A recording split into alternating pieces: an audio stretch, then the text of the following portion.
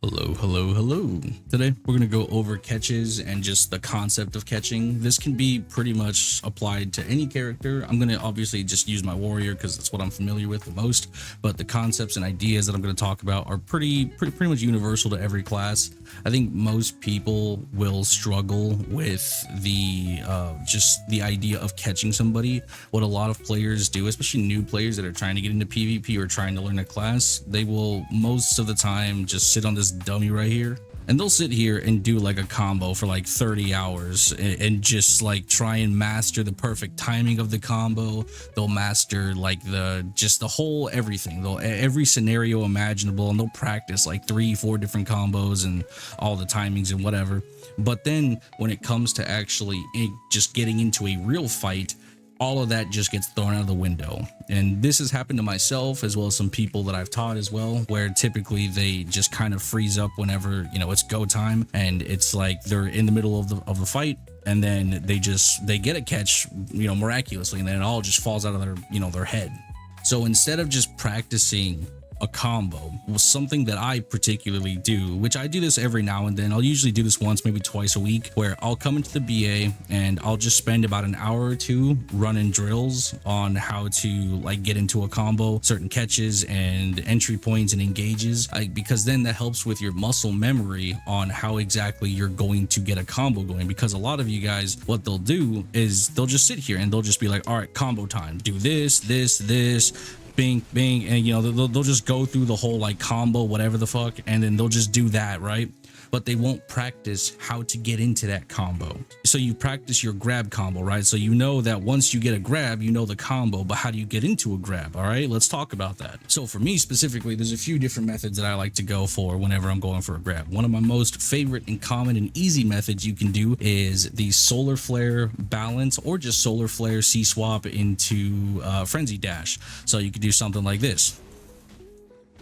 This is a really solid method of just getting in, just immediately rushing your opponent, especially if you're an aggressive player and you don't typically use frenzy dash for movement and you want to like use it as an engaging point. This is a great method to just jump in and just get right there. The spacing is pretty forgiving too. Like you can be pretty far away, and then if you use solar balance, like we can go and then just get right in there, you know what I mean? So like there's a lot of methods that you can utilize to kind of cancel into that sequence and then get a grab going for your combo. So you've seen the solar balance, and let's talk about another method. So we have the C swap cancel grave dig. So we'll do grave dig and then C swap and then cancel into frenzy dash. So it'll do something like this.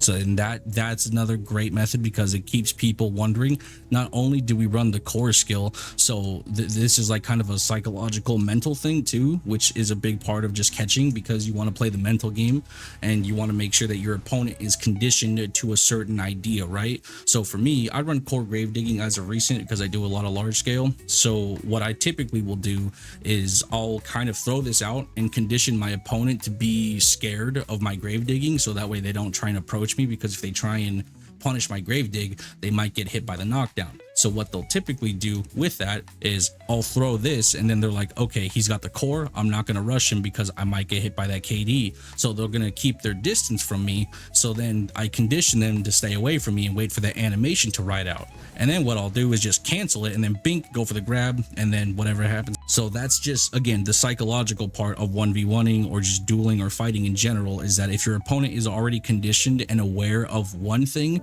then you can use another thing to cancel into it. And you can even add on top of it too. So instead of just canceling from grave dig straight into frenzy dash, you could do grave dig, and then you could reposition with slashing, and then you can go into it too. So you have multiple options and make them keep guessing on what you're going to do. And you can do that cancel out of damn near anything. You can do it out of solar, you can do it out of balance, you can do it out of grave, you can do it out of slashing, you can do it literally out of anything. You can even do it out of like Heaven's Cleave, so you can do like slashing, and then like you could go into Heaven's Cleave if you really want to. I'm not really sure if you guys want to like use like if you have access to this. Typically I like the Resplendent Stone because it helps with attack speed, so I can kind of get things out quicker. Sometimes I'll use this, sometimes I won't, it just really depends. But For example, if I wanted to like get it to come out faster, I will put on my resplendent stone here, and then I'll have some animations that'll come out a little bit quicker. It's like 1%. Don't think that it's the craziest thing in the world, but it does make a difference. So let's say we go into slashing and then we block cancel into Heaven's Cleave. So you can go this, and then you could block cancel and then go directly into your you could go into your frenzy dash and then something like that. Except Heaven's Cleave is unprotected, so you don't necessarily want to do that, but maybe you have the right spacing and you're not fighting a class that has that much range, so maybe you could afford to use it. It's just things like that, you know, little baits here and there that you might want to like utilize, because people will see, oh, Heaven's Cleave, unprotected, time to engage. Oh yeah, and then we see swap, and then we go into Heavens, or not Heavens, I'm sorry, Frenzied, and then you just get a catch. Another idea too that I utilize a lot, this is once again mental game, right, is there's like two spears you can use, right? You have your regular spear, which is just your, you know, this right here, and then you have your bomb spear, which is this plus a gap closer. Okay, so what I will do a lot of times is I will feign two spears with my piercing spear. So typically I'll do like one and then two, and then I'll chopping kick to make him think that I use the other spear, and then I'll keep the other spear loaded, and then I'll throw it, and then I'll do a little bit of movement and then throw in another one, and then if it hits, I engage. So that's another like good catch tool for just as an example. Again, you're playing the mental game, so you're psyching them out with the double spear, and then, you know, chopping kick to make him think, do a little bit of movement, whatever, you feeling it, and then you go in and you're like, boom, and you're like, oh, I didn't see that coming, bink, and then we start a combo, and then you just go from there. So you have some options. And then if you don't want to do any of that like super crazy fancy stuff, you also have just the basic things. Solar Flare into balance is a perfect catch. Like doing stuff like this is completely fine. It's really quick, it's in there, and you can start off your grab combo really good for just jumping right in. For that, you want to have at least a decent understanding of the spacing. Typically like this length right here is totally fine, where you can just jump in and then you can, you know, bink and then just get in there, and that's fine. Like that works totally, like it's good. Now the other thing that I want to talk about is catches that don't involve a grab. I think that if you rely on a grab, it's fine for when you're learning, but eventually you're going to fight players that are very aware of your grab and very aware that like it can be a crutch to you. If you're a person that just goes for a grab all the time, it is going to be very telegraphed, and people are going to learn the methods to the madness of what grab that you're going to try and go for, and there's different methods to get into that grab. So you need to come up with other alternatives that are really good, which is why I try not to grab as often anymore. And I've kind of trained myself to not like reaction grab, which reaction grabbing is just by like, you know, a lot of warriors, like they do what I'm talking about, where they just go right into it, which is really good. It's good because a lot of players don't have that reaction time to like predict that thing, and they fall for it quite often.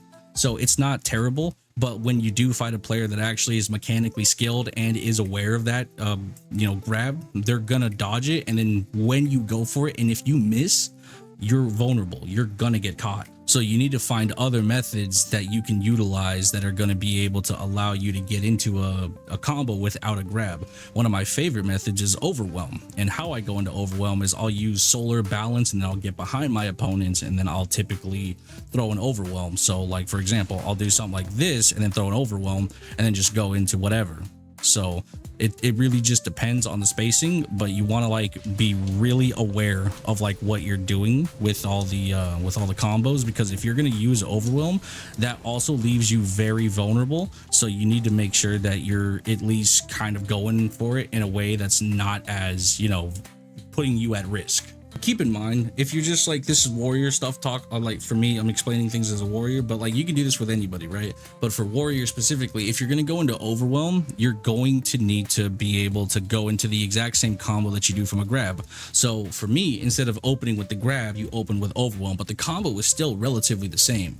So you're going to do the exact same things, just replace the start of the combo from a grab to overwhelm. And if you hit the overwhelm, you're typically going to do more damage because you're going to have the 10% down attack buff, which is going to be really nice. However, there's one thing that I don't see warriors do enough, and that's the overwhelm block cancel armor break. So A lot of times I'll do this and then I will do armor break immediately afterwards. I do this very often in a lot of wars, and especially whenever I have to like not go for a grab and I need to actually get a catch, or if I get an overwhelm catch, I will do this very often, and I will just get in there, bink bink, and then just immediately go into a full charge reckless, get a combo going, and just do the usual, you know, warrior tech, right? So you kind of just have to like keep that in mind, that if you learned a combo, sometimes you just need to change the approach and the engage, and you can still typically do the same combo. You just need to make sure you understand how to get into that from different starts. The warrior combo that I use is universal in almost every single catch that I have. It's like the same thing across the board. It's just the start of it is always different. Another point of reference that I would like to point out is a lot of people sleep on stiffs. Stiffs are incredibly useful, and knockbacks. These both are very powerful, for the reason being that they're only 0.7 on the CC chart. So you can do stiff, knockback, and you see I can still CC them again, and we get the knockdown. So I do this quite often. If you've ever 1v1 me or fought me in BA or whatever, you will know I am an absolute deep thrust demon. Like, I use deep thrust so much. It's like my favorite pre-awaken skill. It's such a good catch because what used to happen is we had chopping kick, right? So chopping kick was our like quick, we get into a bound combo and we can just jump into it. But we lost our ground smash, we lost our you know, chopping kick CC. So essentially we don't have like a quick kind of extended combo situation where we can quick start from like a stiff or something like we used to. So now you kind of have to like improvise, and my improvise is sometimes I'll get a shields, you know, a shield catch like this, and then I'm like, okay, I could C swap and go into, you know, a combo, or I can extend to give myself some time, and in case it's not comfortable. So what I'll do is, like, let's say I get a stiff catch, so stiff catch, okay, boom, reposition, and then just go directly into the combo. And once again, this is the exact same combo I use for everything, but again, the starter is different. Instead of it being overwhelm or a grab, it's a stiff knockback catch, so it goes into the exact same combo. It's just the start of it is very different. So don't sleep on stiffs and knockbacks. I feel like not every class has that, like, you know, engagement possibility, but if you do have something similar, definitely use it, because it can elongate how you can get into a combo, especially if you can fit it in somewhere. For warrior specifically, I don't use the Magnus skill. Like, I don't really like the Magnus skill for awakening. For succession is great. For awakening though, I just, for PvP specifically, I do not like this shit. I don't think this thing is very good.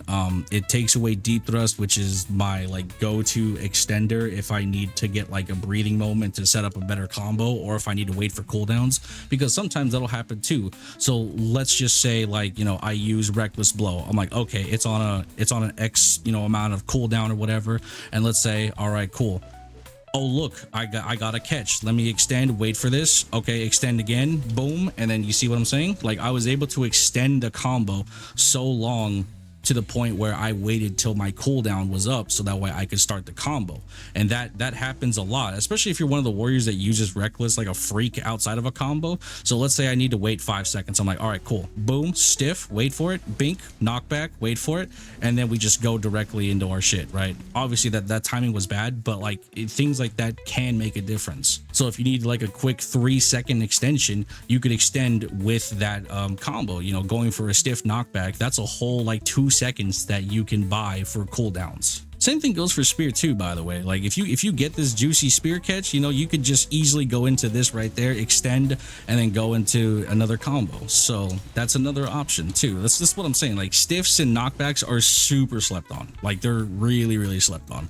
And I don't see a lot of warriors utilizing deep thrust. Like, I wish more warriors would actually use it, because it is such a good skill. Like, yes, it does no damage. It's not that great for damage or anything like that. But if you are a warrior that is not super quick with combos and you need to kind of get yourself comfortable, you could do that. It's totally fine. I do this shit all the time, where like I'll put somebody on the ground, I'll sit here, I'll wait, and then boom, and then just wait for it. You know, like, you can be patient with combos. If you're just 1v1ing or whatever, you can totally be patient. You do not have to rush combos with a warrior. It's like, it looks cool if you do it, but you really don't have to. Like, you could quite literally just grab, wait for this, wait for it, All right, cool.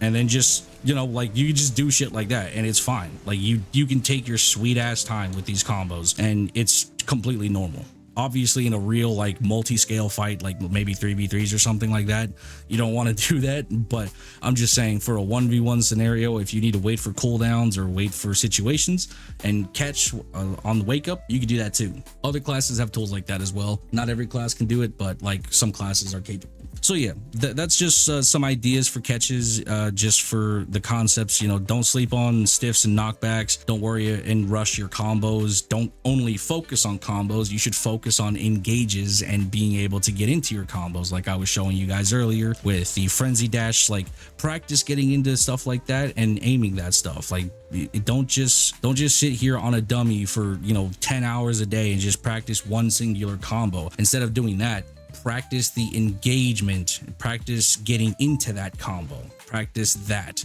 And the last thing that I can really offer as advice is to do it for real. Like, don't just like maybe practice the idea on the dummies, but the only way you're going to get comfortable with it is if you fight. Like, that's really the only way you're going to get comfortable.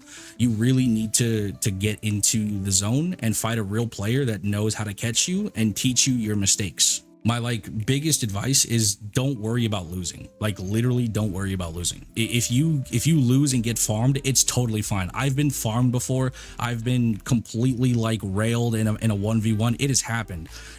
That's just how I learn. Somebody has to basically beat me in order to show me what I'm doing something wrong. And that is where I develop my play style. And I'm like, okay, this is a bad habit. This is a bad habit. This is not a good idea. I need to change up this for this player. I need to change up this for this character because this character has this tool and they can use it against me. Like Hash, for example, is a pretty big counter to us. So they have a lot of tools that can get through our forward guard. So we got to be careful when we're using movement. And you're only going to learn that if you fight a Hash player, and then you can actually learn how to like manage it. Is it a better matchup? Fuck no, it still sucks ass. But at least if you fight a good Hash, when you fight a bad Hash, you can tell the difference and it's more winnable. What I'm saying is, the more experience you have, the more tools that you have in your kit that you can utilize to help you win fights. Don't shy away from a fight. If you lose over and over and over again, don't think of it as a big deal. It's literally not. Even if people make fun of you or say dumb shit about you, people say shit about me all the fucking time. It does not bother me at fucking all. At the end of the day, it doesn't matter regardless. Even if they call you shit or if they don't want to fight you or whatever, who gives a fuck? It's a video game. People are always going to dislike you. People are always going to say shit about you, especially in a game like this where social status is everything. You like the less you care about that social status, the more of a better player you're going to be. Because if you talk and yap too much, then you're just going to be that guy that's always yapping, right? Like, you're just going to be the dude just talking shit and saying shit all fucking day and not, you know, being about it. If you just stay quiet, keep your head down and fight silently and grow, then it's like people's perception of you will always be different. And then, you know, they'll just be like, oh, that guy, I don't know anything about that guy, but he plays pretty well. You know, he's doing pretty good. So, and your name will get out there through your, you know, gameplay. Just don't get discouraged by people. That's what I'm saying. Just fight. And then the more you fight, the better you're going to get. But yeah, that's it. Hopefully you guys enjoyed the video. I'll talk to you guys later. Bye-bye.